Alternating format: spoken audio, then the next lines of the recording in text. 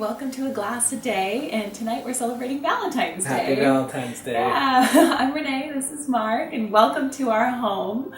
Tonight we are pairing a fantastic wine, one of our favorites, Arrowwood Chardonnay, with a 3-course dinner. That's right. I'm going to get started with a classic wedge salad with a homemade blue cheese dressing, a peppered ahi tuna steak, and a caramelized apple tart. So I'm going to jump in the kitchen, I'm going to get started and let Renee talk to you about the wine.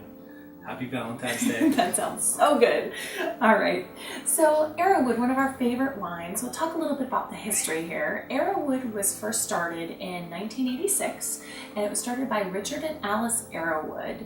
And Richard Arrowwood was actually the first winemaker of another Sonoma winery called Chateau Saint Jean.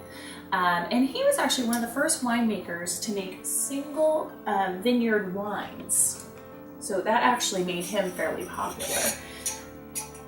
And Richard Arrowwood's winemaking philosophy has always been to take classic varietal grapes to make those classic wines in Sonoma County with as little intervention as possible. So great philosophy, I think. So Arrowwood from Russian River Valley. Russian River Valley is actually known for making great Chardonnay grapes. It's just because of the cool climate, the morning fog, the rain. It's just, it's fantastic for the Chardonnay.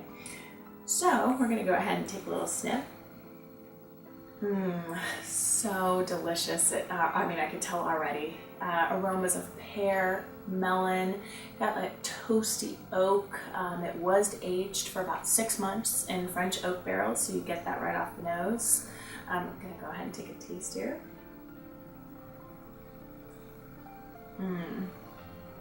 Just a really full-bodied, delicious Chardonnay. Good, like almost amount of like butteriness to it. And one of the reasons it has that characteristic is because it's actually gone through 100% of malolactic fermentation. I know that sounds like a super scientific word, but really all that is the process of taking that malic tart acid and turning it into lactic acid, which is that creaminess. So really, whenever you're looking at a Chardonnay and you see that it's gone through 100% malolactic fermentation, you know it's going to take on some of that buttery characteristic, which I absolutely love. And it's one of the reasons it's going to pair so well with all of our courses today. So cheers. And now I'm gonna get started with our wedge salad. All right, we're gonna get started with our classic wedge salad, one of my favorites. So we're gonna start with a little bit of microgreens. That's just gonna be kind of a bed of lettuce here that the salad's gonna rest on. And then I've already taken a head of iceberg lettuce, cleaned it, cored it, and cut it into quarters. And I'm gonna take 2 of those quarters and just kind of lay it on top of our microgreens here. And now, my favorite part, we're gonna take our homemade blue cheese dressing, which we made with a 1/3 cup half and half, a 1/3 cup mayonnaise, and a 1/3 cup heavy cream, with about 6 ounces of Maytag blue cheese. And we are just gonna drizzle this all over. And then I just have thinly sliced red onions, which I'm gonna kind of just throw on top here. And my other favorite ingredient, bacon. And we've already pan fried the bacon, chopped it up here. I like a lot of bacon. That looks so good. And then I'm gonna finish it off with some extra blue cheese crumbles here. About a 1/4 cup here, if you wanna measure, but obviously add more or less depending on your taste. And then I'm just gonna finish it with some fresh ground pepper.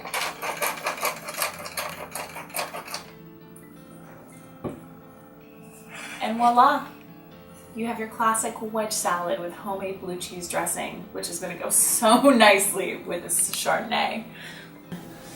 All right, now we're on to the main event. This is our peppered ahi tuna.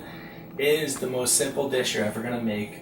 I'm gonna start off with our vinaigrette. It's a red wine vinaigrette. I'm gonna do really simple, 1/2 cup of red wine vinegar, and we're going to slowly start to drizzle in. This is a cup of extra virgin olive oil. You just want to slowly drizzle it in. It's going to take a minute or two. But if you don't, if you just dump it all in together and start mixing it, it's going to break up. It's not going to look pretty. You want to put it together. So we're just going to let it drizzle in nice and slow. And that's it. Really simple. Just it's about a half a cup of red onion. About a half a cup of these finely diced tomatoes. A little bit of salt. A little bit of cracked black pepper, and you're done. The best way to do this is to do it about 3-4 hours ahead of time. Let it sit in the fridge and let it come together. Okay?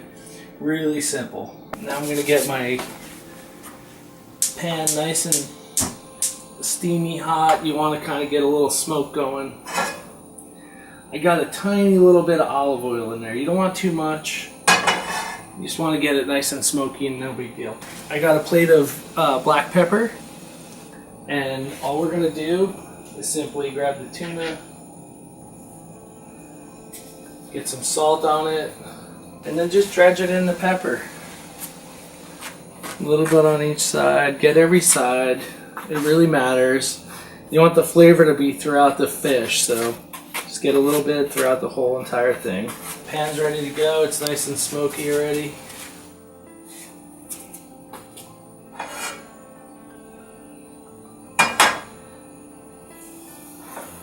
Now what we're after is a really quick, easy, simple sear.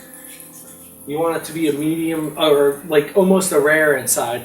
And it depends on everything else you do. It depends on your flavor. If you want it a little bit more well done, go a little bit more well done. But we like it nice and rare here. Our dessert is absolutely delicious and it's really simple. Now let me tell you, you don't have to make everything at home. We have these fantastic tart shells. We buy it at our local bakery. They make all their tarts that they do, they make in these shells, and they actually don't sell these off the shelves. You have to ask the baker, hey, can I buy a couple? So while that's finishing off, it's going to take another minute or two. I'm going to get the apples going. And right in the apples, we're just going to throw a 1/4 cup of nice soft butter. I got a teaspoon of cinnamon. Just want to sprinkle around.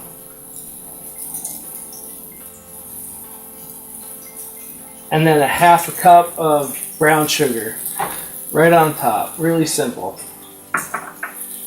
These apples I did earlier today. I put them on a baking sheet with a little bit of your regular granulated sugar. I let them cook for about 20-25 minutes. All you do is peel them, core them, lay them out on a baking sheet, put a little sugar on them. You want to soften them up. And then once they're soft, you can do anything you want with them. So all I'm doing here is adding the flavor to the dish, which is your cinnamon, brown sugar, butter. Really simple, really delicious. That's it. I know you think, wow, how fast did you cook that? But let me show you what this looks like. Here's your ahi tuna. And then this is our vinaigrette. You got the onions, the tomatoes. It's really delicious. You just want to spread those right on top. It's really, really hard to do this, to overcook these, but like I said, it's caramelizing. You're basically, caramelizing is you're taking sugars and you're burning them. You could burn them forever and really have a terrible dish, but you're caramelizing these sugars, and that's it. So the longer you do it, the bigger, broader flavor you're gonna pull out of it. So fill up these tarts that we bought across the street. Oh my word! And another thing you want to make early in the day is this homemade whipped cream. The simplest dish again. You're just gonna take heavy whipping cream, throw it into your whipper, let it go until you get a nice thick consistency. All we added was a little granulated sugar and cinnamon to this.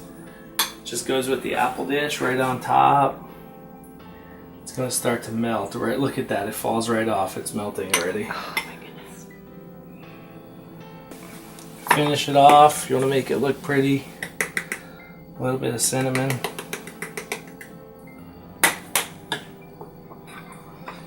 Let's go take a look.